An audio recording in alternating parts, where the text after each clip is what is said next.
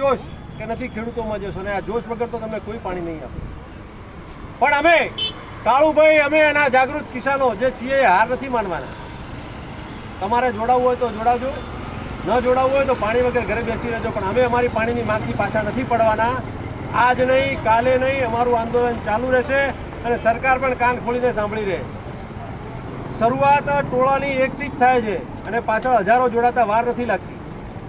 જો આ જ રીતે ધાનેરા તાલુકાને પાણી માટે અન્યાય કરતા રહ્યા તો તેનું પરિણામ સરકારને પણ વોટ રૂપે ભોગવવું પડશે. કારણ કે જનતા પાસે એક જ પાવર છે વોટનો, એ મતથી વિરોધ દર્શાવી શકે. તો જનતા વોટ નહીં આપે કોઈને, અને જો જનતાના મનમાં ઘૂસી ગયું કે આ સરકારથી અમને વિરોધ થઈ રહ્યો છે તો સરકારના વિરોધમાં વોટ આપશે. એના માટે જવાબદાર કોણ હશે? સરકાર. કારણ કે જનતાની માંગ છે પાણી. તમે પાણી આપો તો અમે તો ઢોકલે વોટ આપવા તૈયાર છીએ. છેલ્લા 30 વર્ષથી ગુજરાતની અંદર સરકાર છે. હું એટલા સુધી આ છાતી ઠોકીને કહું કે હું કોઈ પક્ષ પાર્ટી સાથે જોડાયેલો નથી.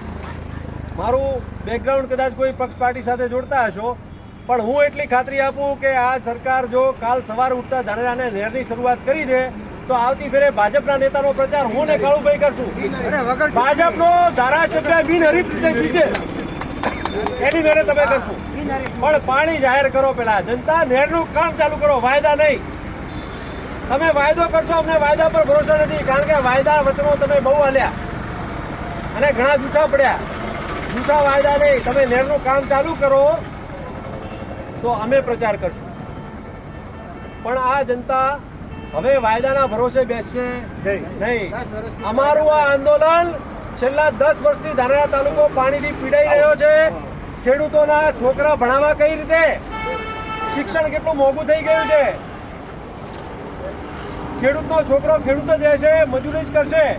કારણ કે તેની પાસે પાણી નહીં હોય તો ચોમાસે પાકશે અને ચોમાસાથી એનું પેટ ભરાશે. છોકરા ભણાવી નહીં શકે. માટે સરકારને આ બધા ખેડૂતો વતી 2 હાથ જોડીને નમ્ર વિનંતી છે કે પ્રજાનું સાંભળજો, ખેડૂતોનું સાંભળજો.